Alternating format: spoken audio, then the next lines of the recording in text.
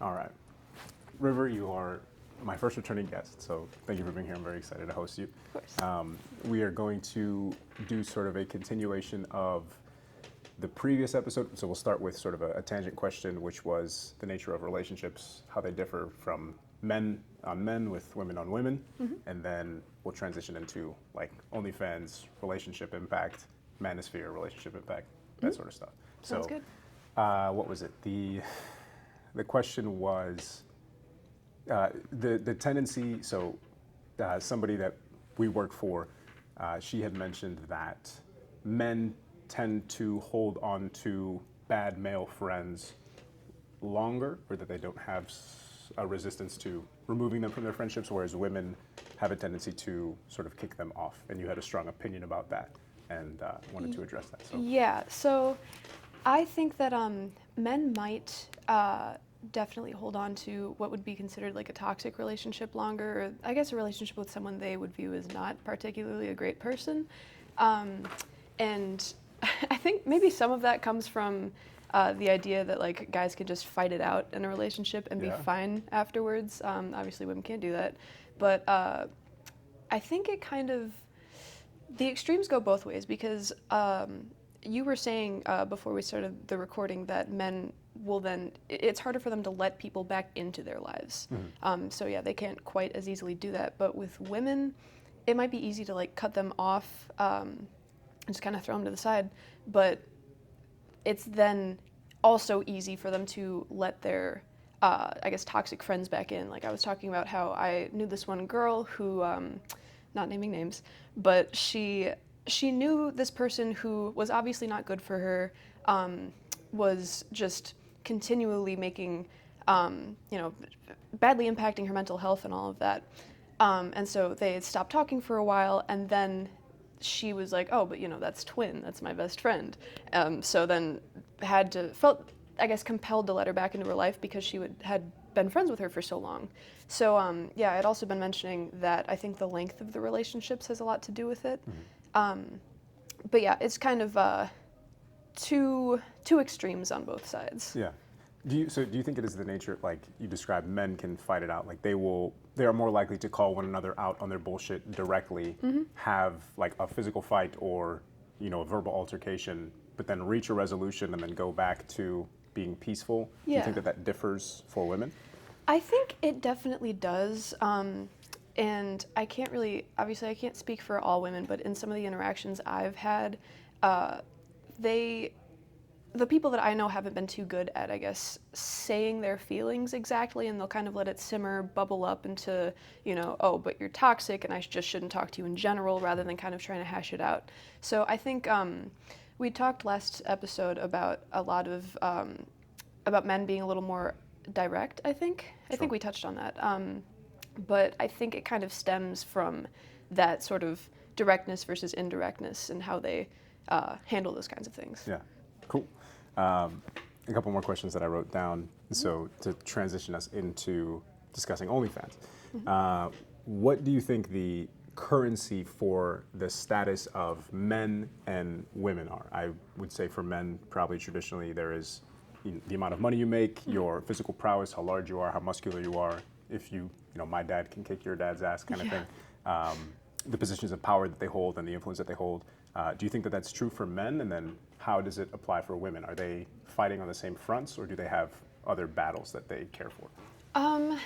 I think in the past, it was, kind of that men, they have the status, physical prowess, money kind of things. For women, it was a little more, like I'm talking 50s, how... Like 1950s? 1950s, yeah, like how well are you, caring for the house, for the children, all that stuff. Right. But in the more recent, women can do anything men can do mindset, which is great, they are unfortunately now kind of competing with that, I feel. So instead of, a separate kind of world, or a world of status that they're focused on, they're now also against the men for that status, that money, the partner or whatever. And I think the partner that you have has always sort of been a status symbol, and that's, not really, that's not me trying to objectify said partner. It's more so just, you're kind of you're viewed by the people that you surround yourself with. And if you're surrounding yourself with this one person for, an extended period of time, then that's going to make an impact on, what you yourself are viewed as. So yeah, for either gender, I would say that it's definitely the significant other aspect is big in that. But yeah, as of recent, I would say it's probably status and money. Interesting. Cool. To touch on the partnership aspect, is the nature of the partner providing status for the person, is that different between men and women? Like, I can't speak for all men, but it seems kind of like traditionally on social media, the more attractive, the more desirable, the more unattainable, I shot my shot on an Instagram DM and I got a supermodel to come to the prom with me. Yeah. Like, hey, you're high status. Is that the same for women, or is it like having a man who treats you well, who respects you, or these other aspects like, oh, my man buys me Chanel Birkin bags, or always gives me $1,000 to get my nails done, and these sorts of things. Like, how does that differ, the partner elevating the status of each respective? That's a really good question. Because from what I've seen on the the guys front, it does seem like the attractiveness of the woman is probably the highest sort of status symbol. Yeah. For women, I'm not entirely sure, because in some groups it definitely is, how much money he gives you for what he buys you and all that stuff. But in other ones, I think it's how well he can protect you, pretty much. Mm-hmm. And I think that goes back to that kind of innate, biological idea of looking for the best mate. So, if the person knows how to fight, if the boyfriend knows how to fight, or is smart enough to come back from some kind of verbal argument with friends, obviously, not with the significant other, Sure. then that in itself is sort of a status symbol. But still figuring that out. It's kind of a silly question, but do you think, guns and concealed carry and just the fact that they're prominent everywhere, that nullifies the physical prowess of men being able to fight or protect or defend? Or is it still significant to have like a large, strong partner who knows how to fight and can protect you functionally in the world? That's a good point. I think it's still probably important in status for having a partner that can defend you, just like in those in-case situations, because Right. you're not always going to be able to carry a gun or whatnot. But I think it might also have shifted into like, how well can the person shoot? Because I feel like people are becoming more open to the idea of concealed carry with some political stuff going on recently. Yeah. But yeah, I don't know if it's been like long enough in the societal mindset of like guns equal protection to kind of figure that out yet. Right. Okay.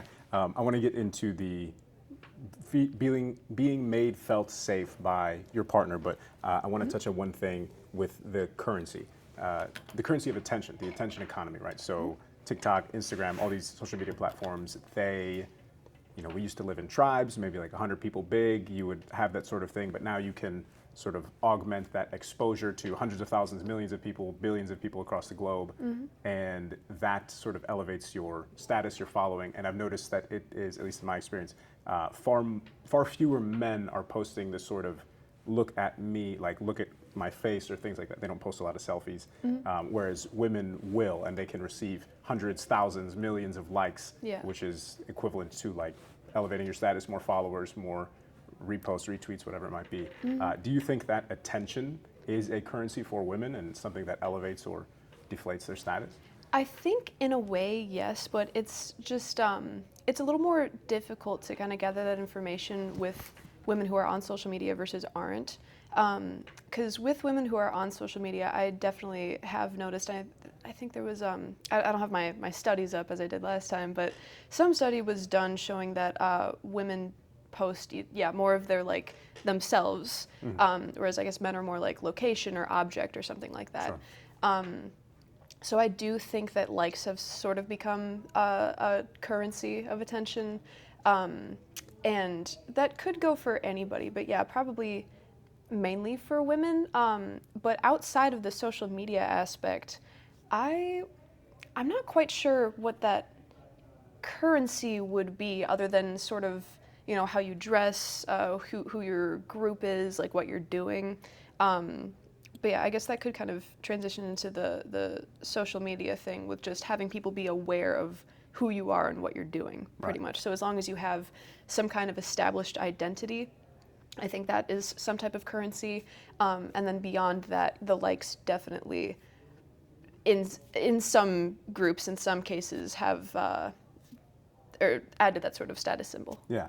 So the men we describe that oftentimes the most attractive partner that they can attain elevates their status. Is there anything to be said about for the female status to be that most attractive partner, to be the one that is sought after, or to be the one in the club or at the bar that is perceived to be the most attractive, whether that be to the gaze of men as the person being desired, or to the gaze of women to sort of compete for that attention, to compete for that desirability, like the women becoming envious of another woman in their group receiving more attention, that sort of thing. Do you think that plays a role at all?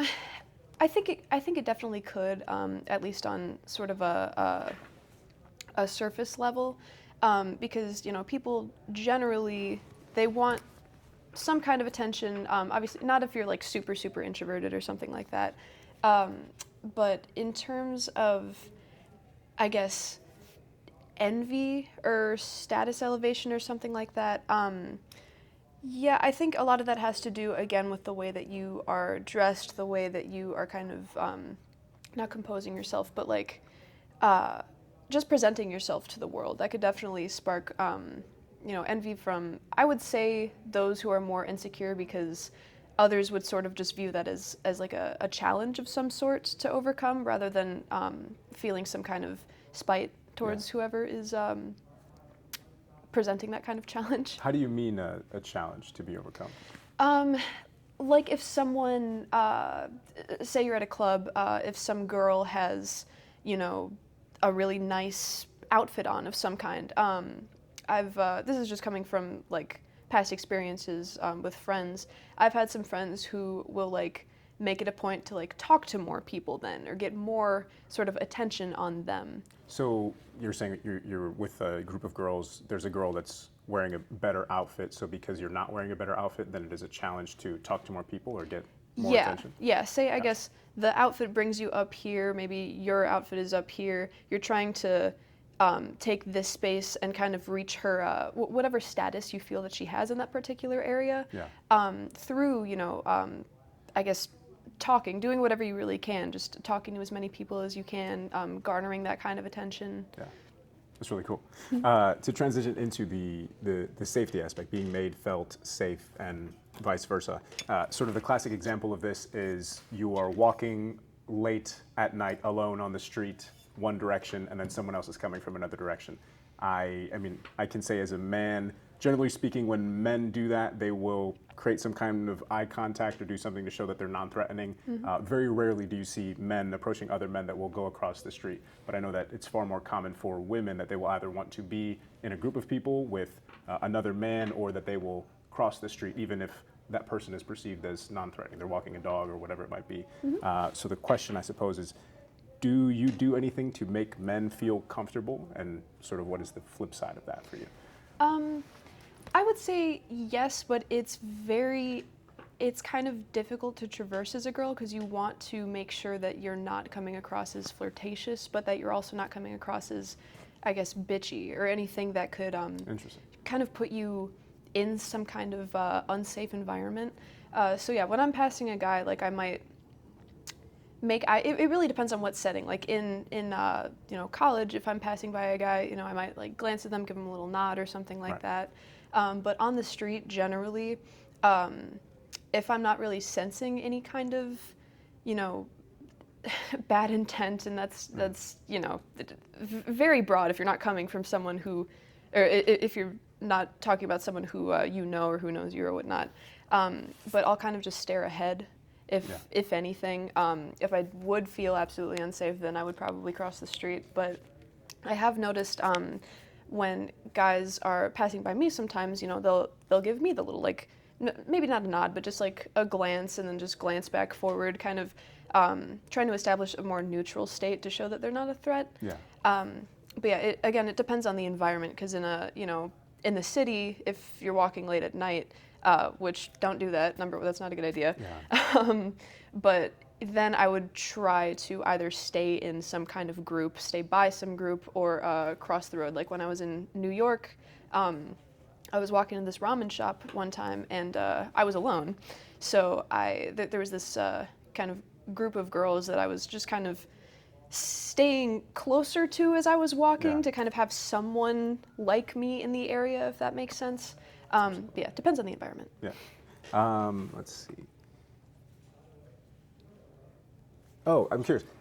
Has that been a conscious thing? Like the awareness of, I need to show that I'm non-threatening in environment, but I also have to walk this tightrope line of, my eye contact is going to be not flirtatious, but also not cold enough that I seem bitchy, because if I'm bitchy, then that could put me in a vulnerable position where they might retaliate because of perceived bitchiness, right? Was this something that you were taught? Is this something that you just kind of expressed as a human, or do you have a conscious awareness of this, and like you've had to build this up in your life and learning how to pass people on the street? I would say probably a little bit of both of the latter. I've always thought maybe a little bit deeper into it than I've had to, on how to go about, social interactions or social situations. I've just been pretty like aware of, I don't want to say like what's going on, but how I should react to something, how I should respond specifically. And I think a lot of that could come from me growing up in the city, because I would pass by, these random a family or something, and that would be different from how I respond to the crackhead who was walking down the road. So I think it definitely just comes from the different experiences that I had as a younger girl. But yeah, it could be a little mix of both. Sure. I'm curious also, what are the different options when you're passing somebody, right? So generally, I can only speak from my experience as a man, but generally you can look down to show kind of submissiveness. You can make brief eye contact or like a head nod or something to show neutrality or non-threateningness, or just an acknowledgement of the human being. You can look up to pretend like your mind is elsewhere. You can look away to avoid any kind of awkwardness, or you can make eye contact. And among men, at least in my experience, if you make eye contact, you can do it for a brief moment and create that recognition and the acknowledgement. I'm a human, you're a human, Yeah. It's cool, we're not gonna fight each other. But if you stare at the man, it can imply like threatening, or that you're like sizing up to them. So you generally tend to not do that. And then from men to women, sort of the same thing, but the direct eye contact, like if it's too long, then it's creepy and it could be threatening. Yeah. Or if it is mutually held, then it can be like a Flirtatious encounter. flirtatious expression of interest, sort of thing. So there are a lot of different options, and I'm curious, are those expressions similar for you in your experience as a woman? I'd say for sure, yeah. I think for the most part, looking down is the like. It definitely is sort of a more submissive expression, and so I try to lean away from that personally. I'll either look ahead or like look off to the side, because I try to not do too much looking down. Sure. But For the purpose of not creating submissive gestures? yeah, because I don't necessarily want to be viewed as sort of vulnerable in a sense, and I feel like that would because looking down already kind of gives the idea that you're not quite paying attention to your surroundings or whatnot. But yeah, that is definitely one way that women can go about it. The other ones, I think honestly they're pretty similar. It's either it's looking directly ahead and not kind of looking at whatever person is passing you, or giving you that brief glance. Yeah. But yeah, I think it's pretty similar for women. Yeah, cool. And so we'll transition now into OnlyFans, manosphere, and how these things impact relationships, general trends of beauty, dress, all these sorts of things. So to start, like, what is your familiarity with OnlyFans? For me, it was, I know, so the internet was largely driven by pornography and open access to it, and then that created sort of a mainstream pornography culture. And then you have social media, which was originally social media, but then it sort of transitioned into algorithmic media, just not following the people that you know, just following creators. Whatever, yeah. And constantly scrolling, as opposed to engaging with what was posted intentionally. Now you're just scrolling infinitely. And then around the time of COVID, OnlyFans became, or I guess OnlyFans was a thing for a long time, but it became Kind of more spiked in popularity. more prominent and mainstream. People are stuck inside. And then OnlyFans as a platform, I think it was a platform for like everything, but then it became more of a platform for sexualization, which I don't know how that happened. But then it was around the COVID time also that OnlyFans was promoted through all of the algorithmic scrolling, like Instagram and TikTok and stuff like this, because they had very lax, privacy or sexual laws. I don't know how they do that. Yeah, but I'm curious, what is your experience? What do you know? How did you become familiar with it? And like, what do you know about it as it exists in the mainstream? I know that it's sort of a Patreon for porn, Yeah. from what I understand. I don't remember when I really heard about it. I think it might have been in 2020 when it was kind of growing in popularity. But yeah, I mean, I would see like the advertisements and stuff online, and I understood what it was because then I started, reading up on what the downsides and stuff like that, and just kind of how I was interested in how that would impact society, because obviously porn had been a thing for a while, like of course, but yeah, just it was very surprising to me how sort of cemented into society it immediately became, and how popular it is and still is, I guess. Yeah. Well, not maybe surprising, but just disheartening a little bit. Sure. When you say advertisements, were they like deliberate advertisements, like, the thing at the bottom of a video or in the middle of a video, or are you saying more of the nature like, hey, this creator is posting some content of like a sexual attractive nature, and she's also saying, hey, I have an OnlyFans, or some kind of other link that you can check out my better content? Yeah, it was a lot more of that. Initially, I guess it was just, actually, there were a couple creators that I'd followed on TikTok, and I followed them on Instagram, and they weren't doing any of that kind of stuff. But then, they'd be like, oh, spicy link in my bio or whatever. Right. So I guess I just started noticing more of that. Okay. I just thought this was interesting. I forget who said this, but someone said that nowadays with modern technology, an individual with an afternoon of scrolling can see more naked and scantily clad people than all of the pharaohs and the kings and the czars of the world would have ever seen, with all the power and all the money. And I'm curious, so that the sexualized content that exists on platforms that isn't like full nudity, like that is rampant everywhere and largely promoted as suggested searches, and just it comes up in everyone's feed all the time. But then in addition to that, then you have the OnlyFans, which is actually the pornographic content, and the barrier to entry is $5, $10, $15, whatever the subscription fee is for the month, and it's a subscription service, right? So it is constantly being accelerated forward, right? Like, how do you feel as though that impacts people's well-being, right? Like, porn has been around for a while, but not nearly as commonplace, embedded into everything on everybody's social media, so you can't have a kid on Instagram because they're going to be exposed to these things. Right. This has an impact, right? So how do you perceive that? I think it's definitely had something to do with sort of the dehumanization of both people, because with how easily accessible it is to see, I guess, what you would want to see, I would not be surprised, and I'm no scientist, but I would not be surprised if that sort of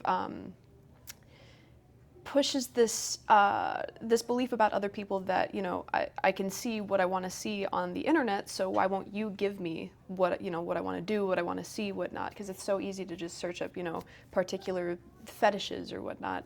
And I think it could, obviously it's very damaging to relationships already, but in that sense, it's also sort of, I feel like it could bring someone, just suck someone back in, like from a relationship to this thing that will sort of listen to you and do what you want it to do. Because if you're just looking up, if your partner doesn't want to participate in some sort of fetish or something, you can just go back to whatever website, and it's not that that's going to sort of stomp out that fire for you. It might in that particular moment, but there's still going to be kind of embers there, and those could just grow and grow into something more sort of depraved in a way. Yeah. So yeah, I think it's definitely working hard on the dehumanizing front.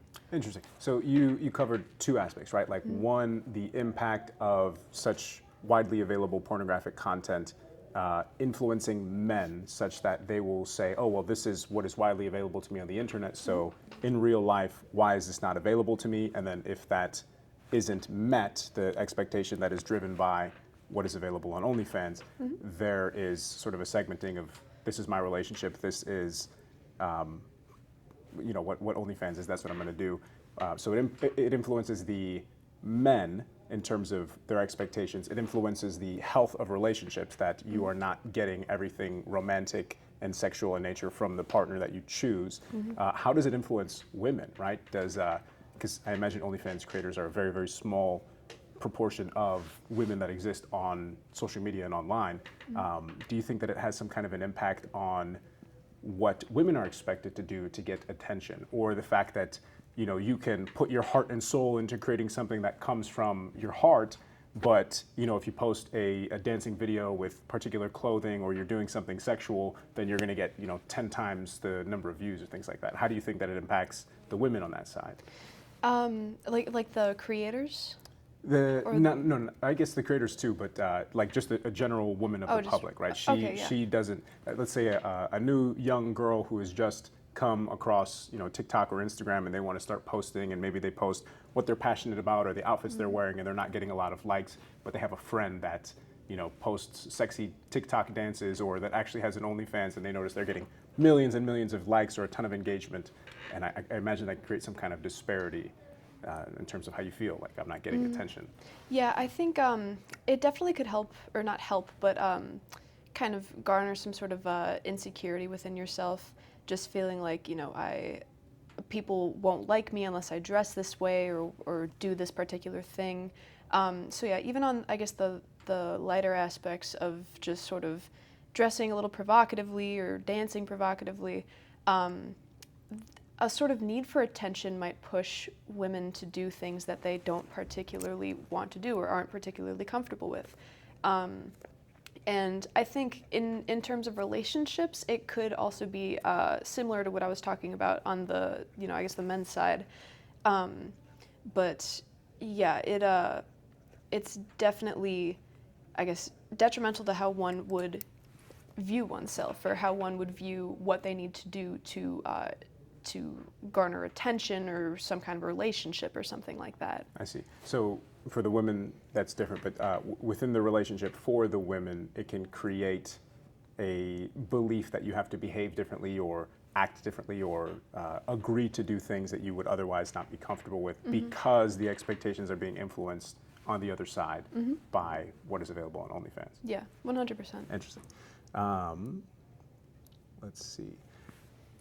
What do you think about how it is advertised? So I know there are some very prominent creators that advertise. Another way of getting engagement is talking about how much money you can make and how silly the people that give you the money are, and like how easy it is to take advantage of them. So it creates this illusion, belief that any woman who can create sexualized content has the ability to monetize a tremendous amount off of what they create. But I imagine the reality is that a very, very, very small portion of those creators are making those massive amounts of money. Probably just slightly larger, a slightly larger group is making what you would call like a living wage. And then I imagine probably the vast majority of OnlyFans creators are not making any sort of money, or maybe they do for a month and then it falls off, or these things like that, right? Like, how do you perceive that economic component, how it is advertised, if it is true, if it's a viable path towards financial freedom,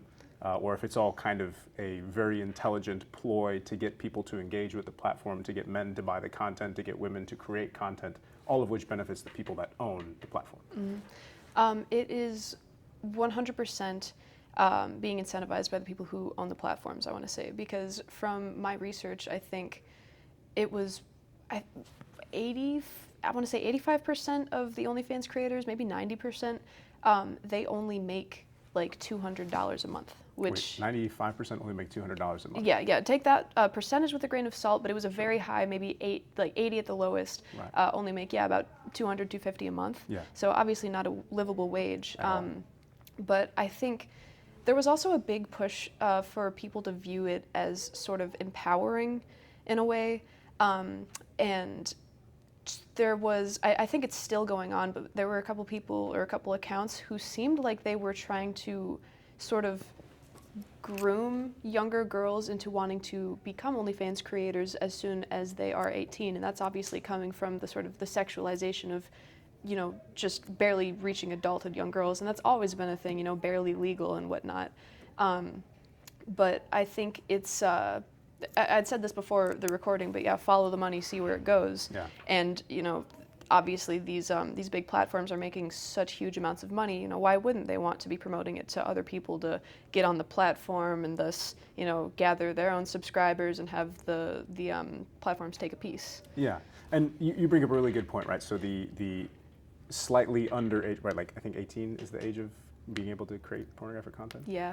So it has always been a thing in pornography, but as of the advent of like TikTok and Instagram, you can create content that is slightly sexual in nature, but not like nudity or anything like that before the age of 18. And then it creates like this hype that, oh, hey, as soon as I am of legal age, I am going to start creating pornographic content. So it like builds the excitement in the same way you'd promote a movie or something like that. Yeah. Right, and then you also touched on the fact that there are accounts that are like grooming young girls, right? Because there's a fuck ton of money to be made off of, just turned 18, I am now creating sexual content. I have 1 million followers. If 10% of them are spending $10 a month, that's a lot of money, yeah. right? And if you can, it sounds kind of crazy, but it's like almost like a pimp or somebody that would do these sorts of things. What is your experience? Like, what do you know about those accounts? Are they like men that are trying to be some kinds of managers, or are they largely other OnlyFans creators that are trying to get these girls because maybe they can get a piece of the action, or they can elevate their own platforms by promoting, the up and coming, freshly going to turn 18 creators? I think it's a mix of both, because from what I understand, most if not all of the creators or the owners of these platforms are men. But yeah, I have definitely seen women kind of trying to push that very thing, like Bonnie Blue. Yeah, she, from what I heard, I've only seen clips, but she was talking about wanting to like gather these 18-year-old girls to kind of be a part of this, I don't want to say harem, but be on this kind of platform. And she was very open about wanting to bring in these young girls. So it really, I think it just sort of depends not what circle you're looking at, but overwhelmingly, yeah, it's the platforms, and then I think it trickles down to that sort of like pimpage that you were talking about, where it might be women who are trying to get young girls onto this. But it's whoever's making the money. Right. And Bonnie Blue, for those that wouldn't know, Bonnie Blue is a pornographic content creator that largely brags about, so the reverse, right? I think she sleeps with barely legal men, and she will allow like hundreds or thousands of men to sleep with her in a single session, and that's what she creates her content off of. And now she's going after women. Do you think that it is all motivated by like the economic benefit of it? Like it's all to make money or promote her content in some way? I can't imagine that there is many other motivations. I think so. I think it definitely would be, because there's a difference between sort of going out and, maybe sleeping around or something, and then, betting 1,000 men. So it's for the content, it's for the money. I could not see how that would possibly be for enjoyment, no matter what she says about it, really. Sure. But her saying those things adds to the sort of shock value, the outrage, which is precisely what gets her videos promoted, and that's what drives traffic to her things. Yeah. So I'm curious, we are in a time where things are more expensive than they have ever been, and it's been happening for a long time, but definitely since COVID, it's accelerated. And since COVID bumped the price of everything up, that has become the new baseline. And then, especially with the war recently, everything is expensive, right? Gas is expensive, rent is expensive, insurance is expensive, tuition is expensive, everything is expensive, groceries are expensive. How much of so I imagine a lot of it is pull from, promotion from the platform, promotion from content creators, but how much of an individual's desire to be an OnlyFans content creator is coming from economic necessity? Like, I can't afford my rent, I can't afford groceries, but hey, I could make $5,000 the first month that I start creating OnlyFans content, right? Do you think that the economic necessity plays a large role in a lot of people's decision to become involved with such a platform? Yeah, I think it definitely has.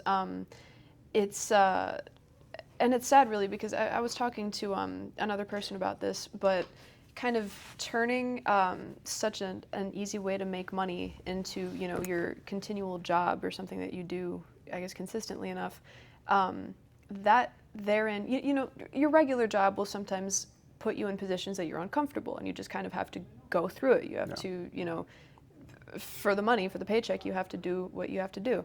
And I fear that the same thing, there's no way the same thing couldn't happen in that sort of OnlyFans or just pornographic area.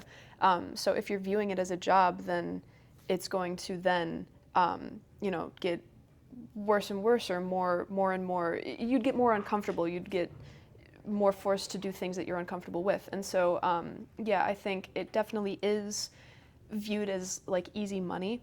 And the culture around sleeping around, like just viewing it as kind of whatever, you're having fun, there are no repercussions, pretty much. Right. That has sort of led into people viewing this as like but so if that is true, why shouldn't I just, sell my body to make money?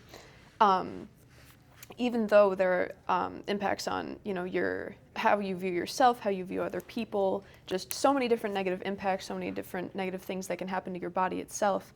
But people kind of sweep that under the rug with that like hookup culture thing that we were talking about in the last episode. So yeah, it's definitely viewed as something that could maybe a last resort, and if not that, just something easy to make some easy money off of. Yeah. I'm also curious, why do you think that the discussion of sexually transmitted diseases doesn't ever really enter? Like, I understand that you can be tested with some kind of regular frequency, but like, for example, I learned that individuals that have more partners, individuals that perform fellatio on more partners tend to have higher risks of throat cancer, right? Mm-hmm. But that's not an STD. So there are so many impacts to having so many sexual partners that are not discussed, and like even just STDs aren't really ever discussed. Why do you think that is? Like, I don't know if you have an opinion on that. That's a good question. I would say that obviously suppressing that is, it makes promoting that line of work a lot easier. Yeah. So I wouldn't be surprised if it was kind of suppressed on purpose. But I mean, no, that's a good question. It should definitely be talked about a lot more. Sure. Outside of how OnlyFans impacts finances and view of relationships, what do you think its impact is on attire?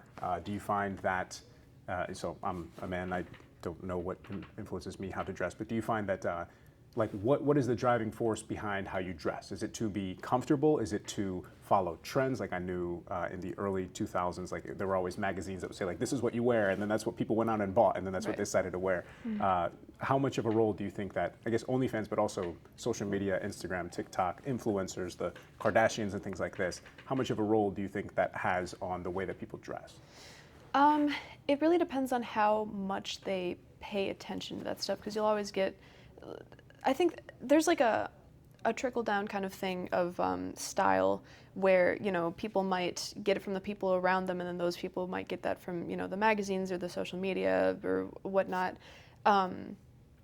But I know it's become, as of not super recently, but fairly recently comparatively, it's more accepted to sort of dress with more skin showing. Mm-hmm. And I don't know if that has something to do with the pornographic industry as much as it does with just, women's liberation and stuff like that. But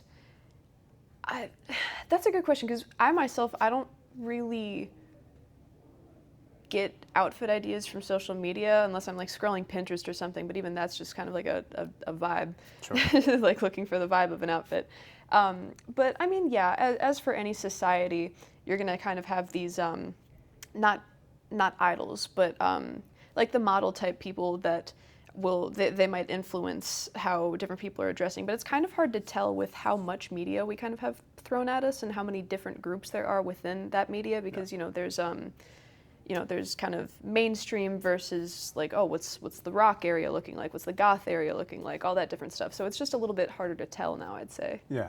I suppose outside of the impact of OnlyFans and things like that, why do you think that schools have become more lax, if not completely uninvolved in enforcing a dress code. Like I remember people used to be dress coded all the time, and now I know that largely high schools don't have or don't enforce a dress code at all, and that it's like a controversial topic to tell anybody how they should or should not dress.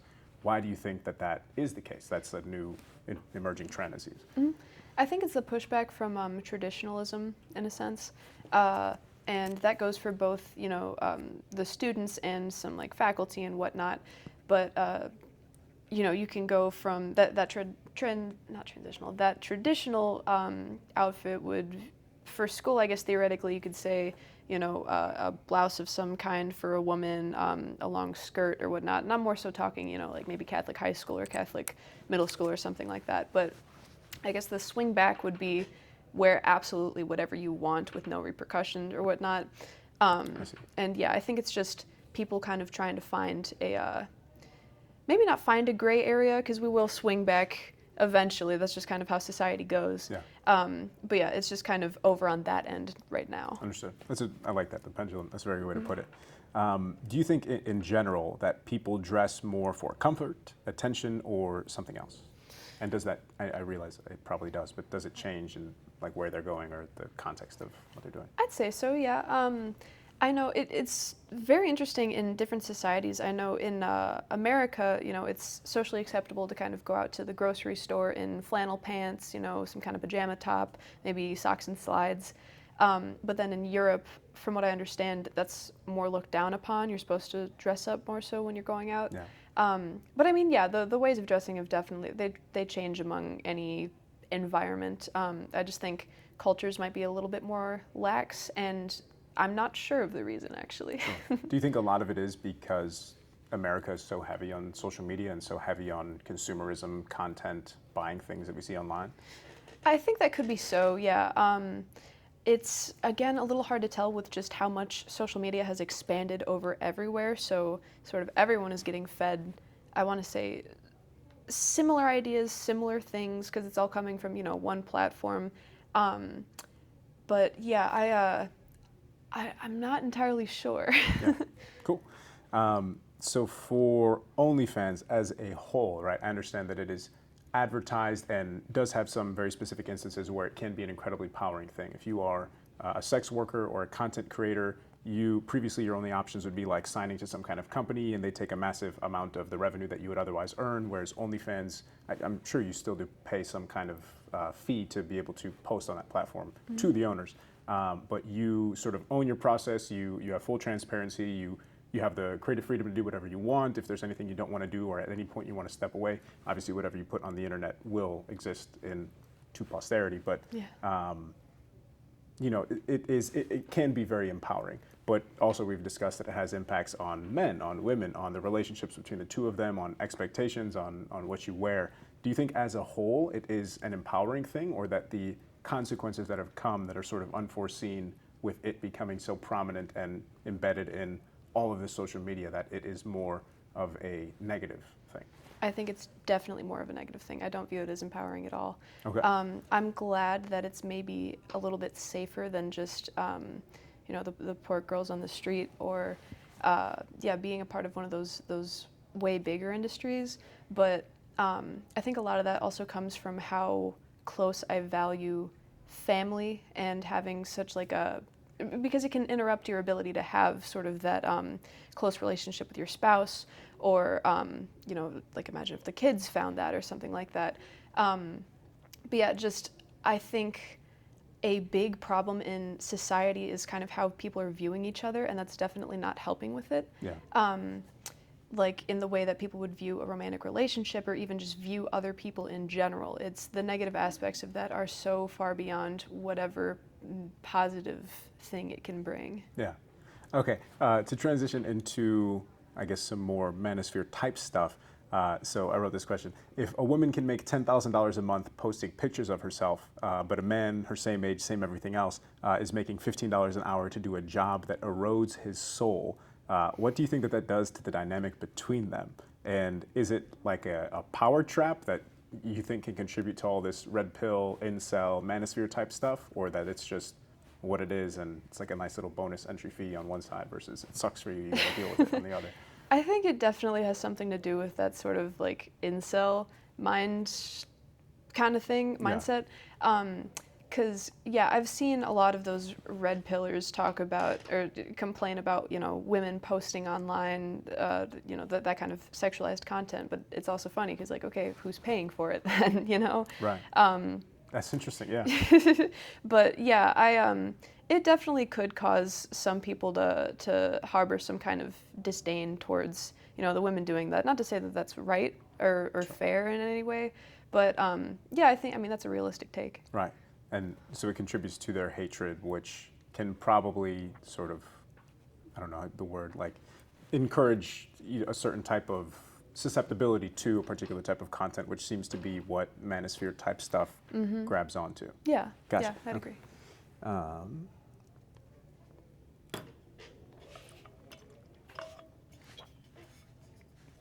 I'm curious, in your own experience, so the content that is created on OnlyFans, just this general trend, do you see it in the men around you, at CLC, in the greater life, in the way that they talk, in their expectations, in the way that they treat women, or do you think that it is largely like an online thing, but then people in real life, they have different things that they do? It being what aspect, like the red pill thing or the dehumanization? of Like it? OnlyFans content, if that has an impact on the People way around. that, you see men treating women and vice versa. I would say I've mostly seen it online. I have come across, maybe a couple guys who will be all, all women suck, all women are whores, whatever. But I thankfully haven't seen much of that around myself, and I try to surround myself with trustworthy people as well. But yeah, even in school, I'm not quite seeing that. Everyone's kind of treating each other with that same respect and all. Do you think that it's because we're in some kind of bubble and the negativity does persist greater as a whole, or do you think it's the reverse, that social media is an echo chamber? Of course, it's going to make people talk about all this bullshit, but in real life, that it's different. Like, people still treat people with human decency and respect. Yeah, I think a lot of it has to do with the echo chamber or ideas of echo chambers, because kind of all throughout my life, at least, I've always noticed just kind of a mutual respect among everybody, and yeah, I think there might be a little bit of it's kind of panic-inducing in a way, the idea that the social media might impact society in making this specific type of person treat this specific type of person a different way, but overwhelmingly I haven't really seen that be the case. But it's definitely helping with this sort of maybe internal growing feeling of a threat in a way. Because if you're seeing that echoed on so many different social media platforms and stuff, and you'll be thinking, okay, like, is this really how people think? So it might maybe harm trust a little bit. But yeah, overwhelmingly, I haven't seen huge impacts yet, at least. Okay. Transitioning into relationships, how men ought to treat women and women ought to treat men. Is it true, or is it your belief that being in a relationship is considered to be kind of lame? I know that like TikTok or certain, I don't know if it's Vogue or certain magazines, but it said something about like having a boyfriend is embarrassing, and that received a ton of agreement, and people were really passionate about that. You have the trend of the man versus the bear argument, that people would rather have a bear because men are undesirable in that sense. You have the trend of icks, that like someone can do something that they are just completely disqualified from being considered as a human or as a potential mate, that sort of thing. And then like these trends of like women saying men used to go to war, that there are no attractive men anymore, these sorts of things. What do you think about that and the impact on relationships and what you see? I think that is another kind of pendulum swing back from women. How do I put this? I guess in 2020, I saw a lot of women talking about, the past, the hardships that women have been through and are going through and all that different stuff. But I think a lot of that is coming from the like, all this time, we've been through so much, now we can kind of make fun of you guys or be super direct about this particular thing to you guys. So I don't agree fully with the idea that having a boyfriend is embarrassing. I don't think having any relationship is embarrassing per se. I think having a goal for said relationship is ideal.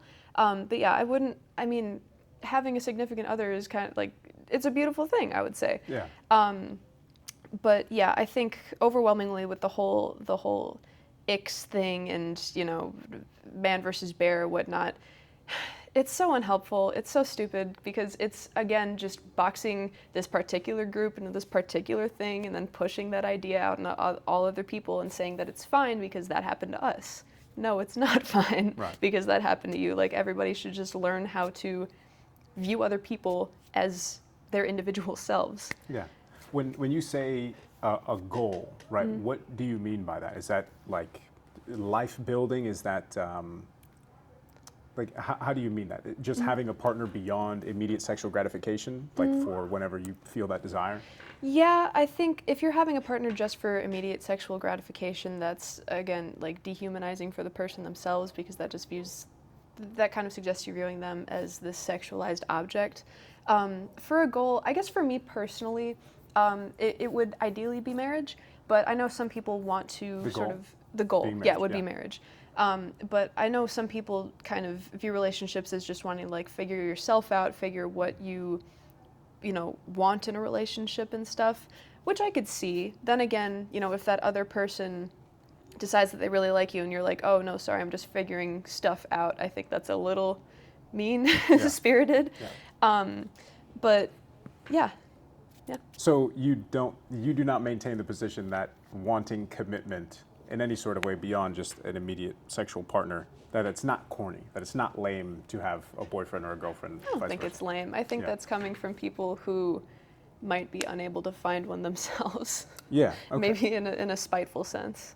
Let's talk about what would a relationship built around actual long-term partnership, what would that look like for you? Especially considering people are getting married later than they ever have, or at least our cohort. They're having kids later than they ever had. They are not getting married more often than it's ever happened before. And like we're not the birth rate to replace the amount of people that exist. Like we're not hitting that anymore. That's really interesting. What does it look like to have a healthy long-term relationship and to be oriented towards that goal? So I myself have a relationship. I've been with my boyfriend for 2.5 years now, just about. And we have kind of just been focused on, you know, the first, I guess, year was sort of that still like feeling everything out, I want to say. Okay. Meaning you're testing long-term compatibility? In a way. Because, we were just kind of, you know, getting to know each other's families and all that different stuff. And then second year was just, you know, we're not going to get married at 19 because we have stuff to do, sure. Pretty much. But since then, we have just kind of been talking, like, planning in a way. He's looking for a job that could support, you know, a family, and then, thank you. And, you know, I've been looking for a job that I could do from home so I could take care of kids. So we're just kind of looking into those, the specificities of, you know, what life we're kind of looking to live in a way. So yeah, just a lot of planning in that sense. Yeah.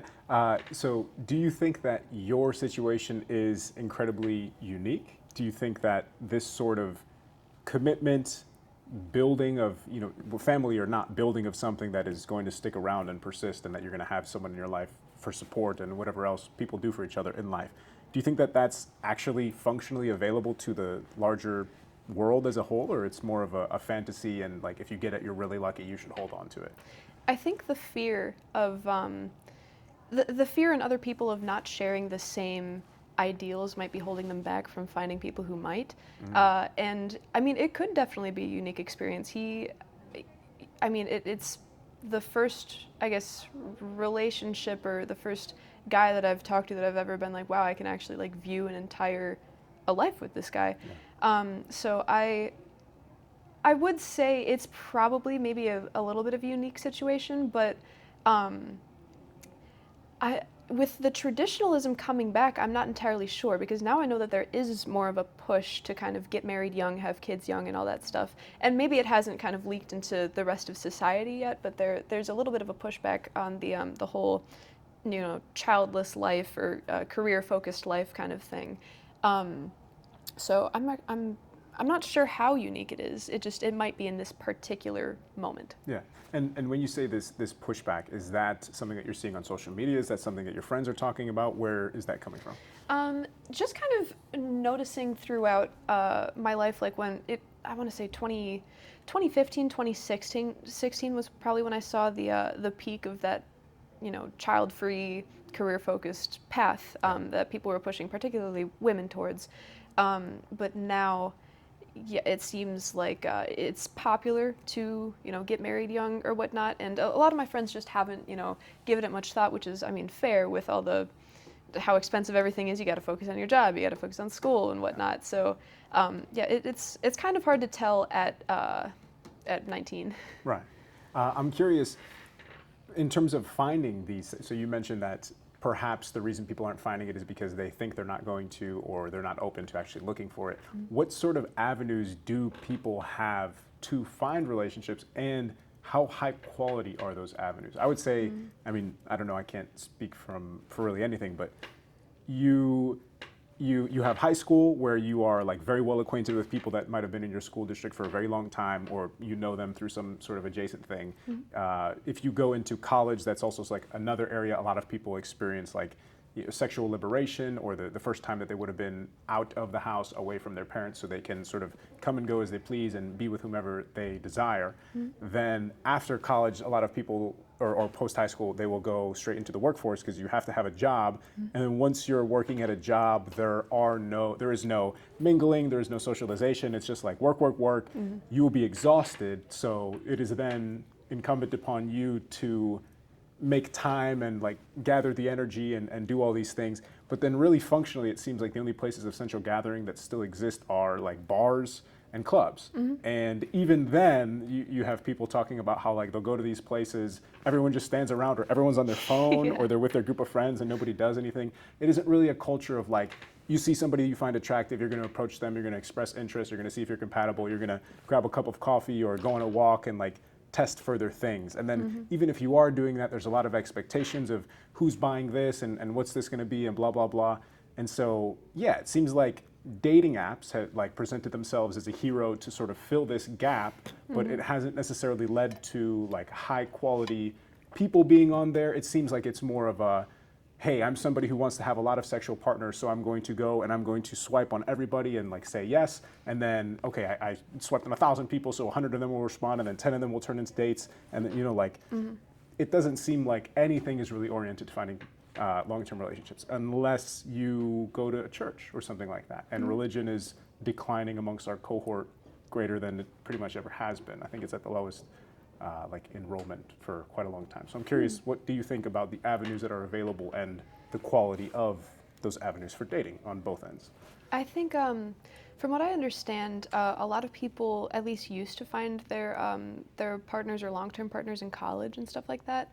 But in that avenue, I think that just with how expensive college is and with how popular it's becoming to either not go to college at all and go directly into trades, or do a 2 years at a transfer school and then move to a 4-year, it's been a lot harder for people to connect over that, and especially with I think COVID had a really, really big impact on that, because it disrupted a lot of people's formative years in making relationships and stuff. So yeah, I think that has definitely been harmful to that entire thing. And then with like dating apps, again, most people are using that for kind of just hooking up. And then even then, sometimes they'll like hook up and then see, oh, maybe this could be a long-term thing possibly. But I think, yeah, for the most part, it's for one-night stands. But then again, that kind of brings in that I think it's called the paradox of choice or something, in which there's just so many that if you do, go on a date and find that you like this one person, then you might be stuck thinking, oh, but there were so many other people to swipe on, like Right. What if there's someone better? And so no one is really happy exactly with the choices that they that they make because they feel that they can get something better. But I mean, it definitely is, it's been a very big issue in, I want to say Gen Z specifically, just kind of trying to find those connections, especially with how cemented into social media a lot of us are. But yeah, I mean, church is definitely one avenue that one could go down. And then, I mean, generally, depending on the community, you would find someone who's a good person. But in the church community. yeah.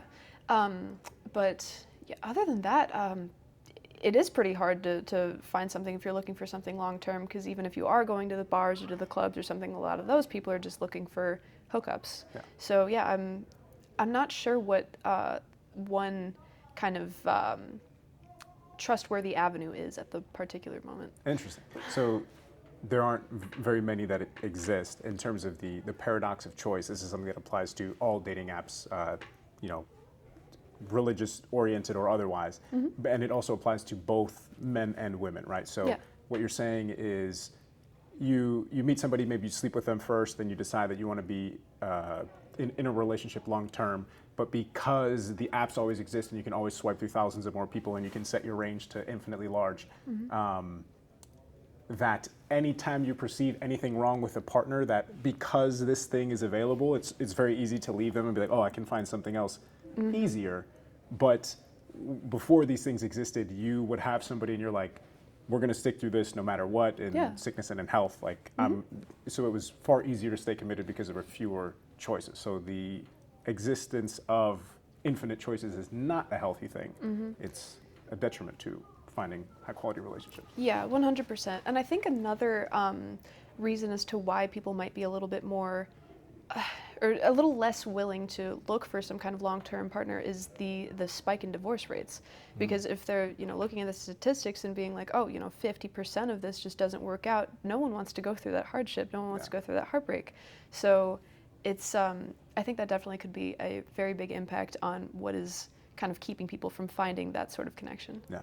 I suppose this will be the last question on the topic, but like, what does a good partner, good treatment, mutual respect, what does that look like in a relationship beyond just being oriented for something long term? Good partner and mutual, I think, mutual respect is definitely a big one.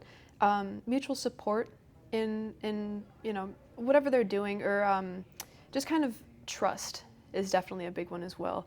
And I'm trying to... The ability to trust what they say is true and vice versa? Yeah, definitely that, because I've heard of a lot of relationships where it's just like, oh, you feel the need to go through someone's phone immediately. And that, like, even if there's nothing on there, well, now both people's trust, or maybe the other person's trust, has kind of diminished a little bit because they're like, oh, you didn't trust me enough to not look through my phone. So, I think trust is definitely very, very important. Kind of hold on to that until it's actually like broken. And then, just your general, if you're both good people, then you're probably going to have a solid relationship. And if it doesn't, then it's probably going to be about something that you guys maybe just both fundamentally don't agree with.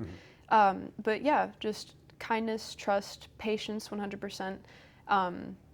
And yeah, just all those kinds of things would lead to what I would consider the most ideal connection. That's beautiful. So, outstanding moral character, strong values, a respectful human being, like very good, basic, wholesome things. Not like this person makes this much money, this person is this tall, this person has this jawline.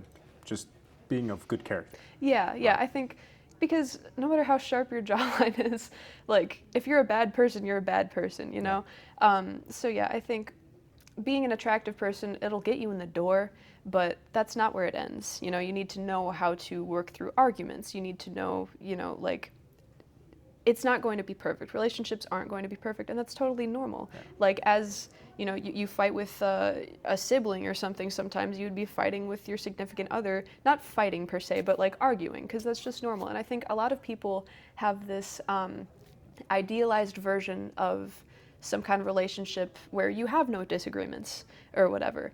But that's absolutely not true. Like any human, you're going to have disagreements, and you just kind of need to learn how to work through those. Right.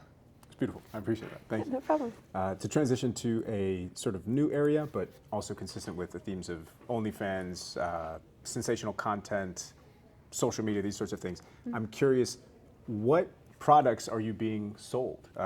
Procedures, content, products, these sorts of things. Like I was in a classroom and there was a girl watching a YouTube video and she's like very young, a teenager, and she's like, I'm getting an ad for Botox right now on YouTube. Like I thought that was absolutely insane. Yeah. So I'm curious, as a woman, like what is pushed upon you?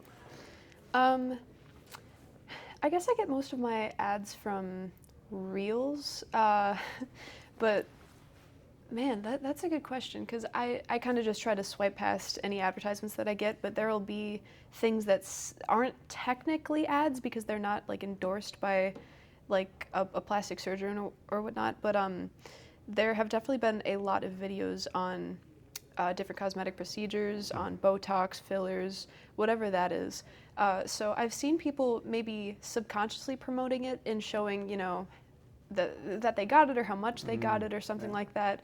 And then I'll also see a lot of videos on stuff like retinol and anti-aging creams and stuff, and younger girls wanting to do it because God forbid you get one wrinkle, Right. So yeah, it's a lot of that anti-aging stuff. Retinol is an injection that It's facilitates a collagen? topical.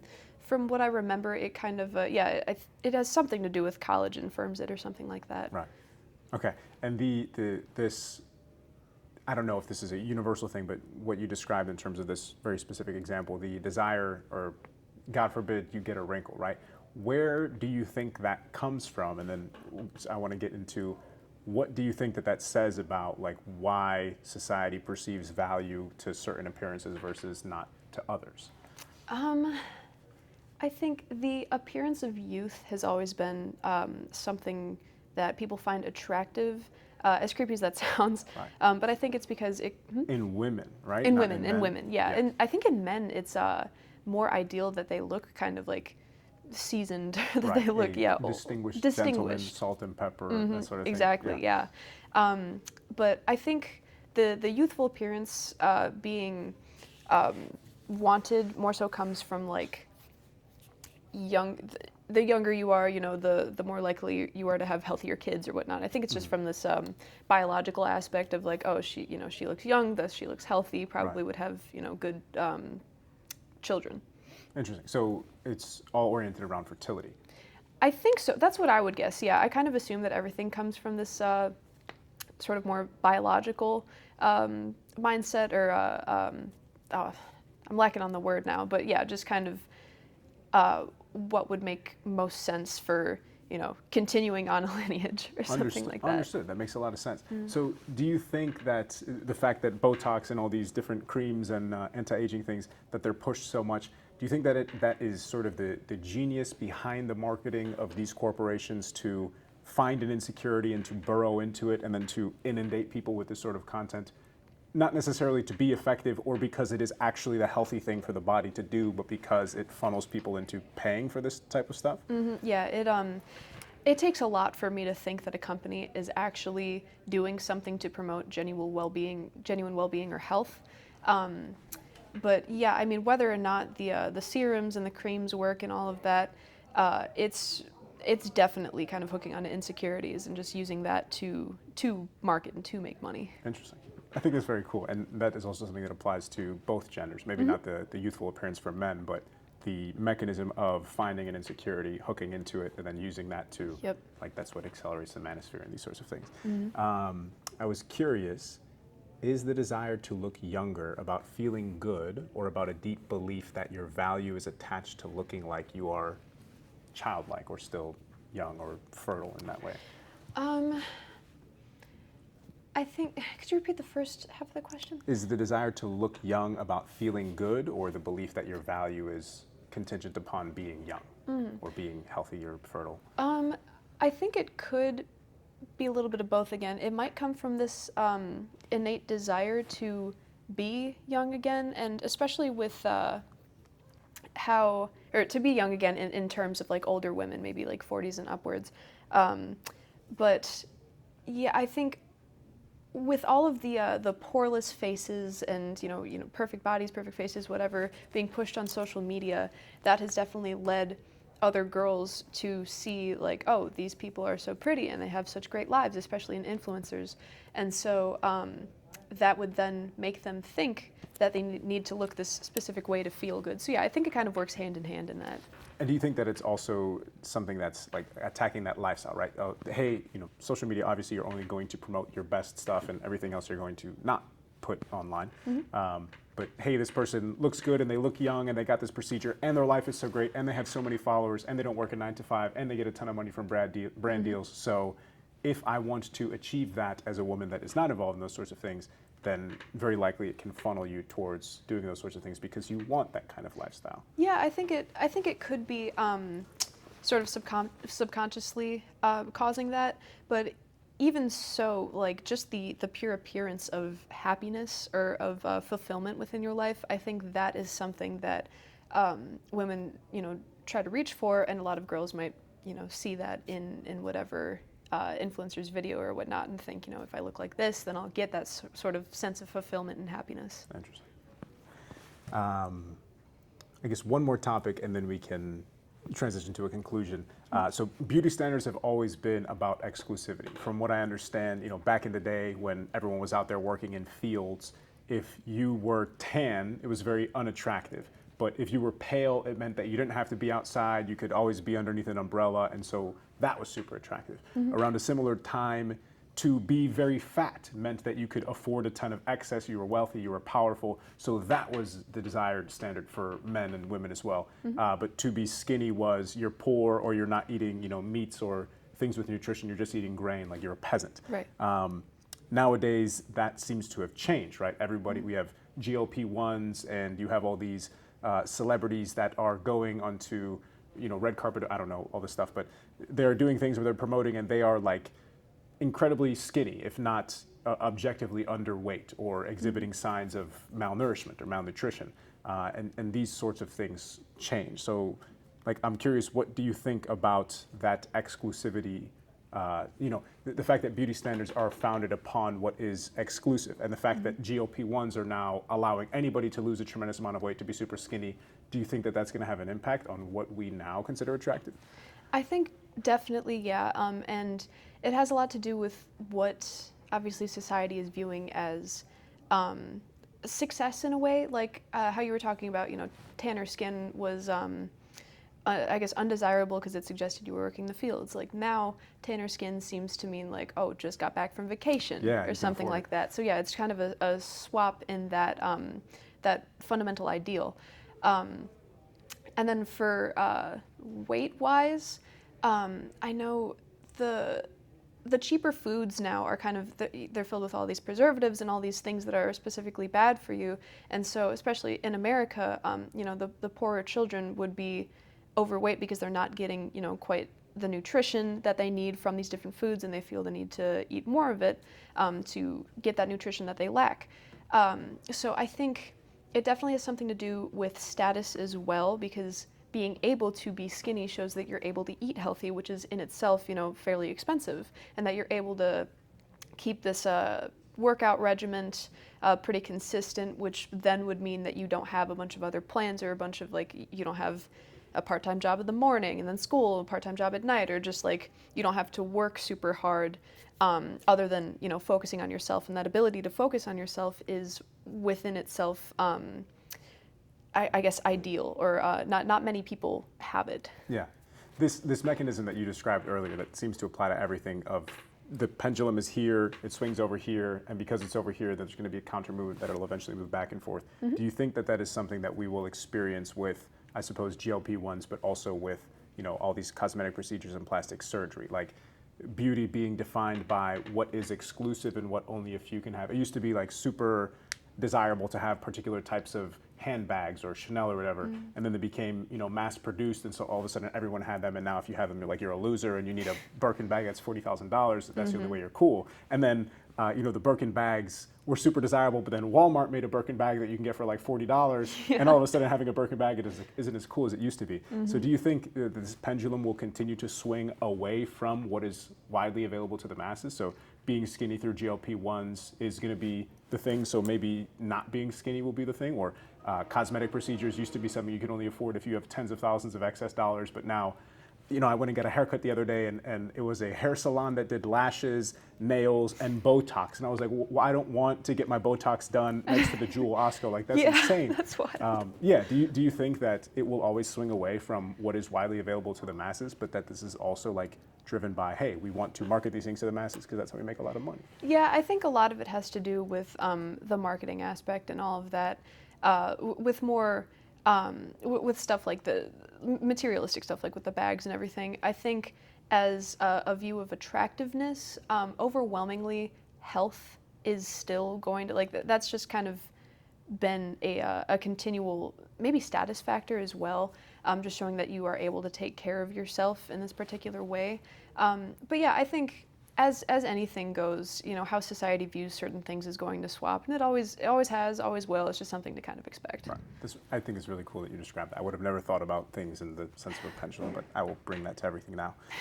Sort of for closing, I wrote this. So if things continue the way that they are going, parasocial relationships, meaning there's one person super, you know, you see someone on a feed, hey, I'm super involved and I like this person, but the other person has no idea that you exist. So like the nature of parasocial relationships, the sex work economy being largely, you know, OnlyFans and online and these sorts of things, the manosphere, nobody wanting to be the one who somebody needs. Do you think that like in 20 years that we're going to end up with any real human connection? Do you think that all young men are going to have Elon's AI waifus? Do you think that all women are going to get the emotional masculine support that they need from ChatGPT? You know, all the other things that humans have evolved to need, the gentle touch, presence, warmth, skin-to-skin contact, bonding, meaningful and lasting sexual connection that's centered around mutual pleasure, family building, shared domesticity, all these things that like humans inherently need as humans. Where do you think it will be in 20 years, considering the way things are going and the fact that AI is exploding and it's going to be the new internet? Yeah, I think it's really, I mean, it's really hard to tell now because people 20 years ago, you know, 2000, 2006, they wouldn't, I would assume they wouldn't imagine anything like ChatGPT specifically. Because, well, then again, we were kind of assuming flying cars and stuff. Yeah. But I think all humans kind of, they vie for some kind of connection. So I would doubt that it would entirely take over human connection, maybe within those who are already nervous about going out, nervous about meeting other people. But I mean, it's really just hard to tell, because especially with a lot of the stories of, you know, people forming relationships with their ChatGPT, I think those are also kind of a little blown out of proportion, because these people are obviously like, something is wrong mentally, and not everybody would share that particular thing, maybe pushing them to find this genuine connection within an AI source. But yeah, I mean, it's hard to say. I've been seeing a lot of Gen Z in particular doing like screen-free days or something, or Yeah. I think, yeah, Gen Z's, they seem to be noticing, you know, the impacts of all of this stuff and maybe trying to move it away or do some kind of change to prevent it. So that's giving me some hope. But yeah, I mean, I hope it's not that way in 20 years. That's beautiful. So it's very possible that the pendulum might swing in the other direction, and because we are so segmented in isolation. Obviously, everybody feels it and they kind of realize it, whether they speak to it or not, but that it's very possible that we might swing back in another way and maybe create different third spaces or be intentional about not being tied to our technology. Yeah. Cool. I think that's beautiful. Thank you so much for being here. It really was a pleasure. Of course. Yeah, I'm always happy to have you. And Always happy to be here. yeah, thank you again. No problem. Thank you.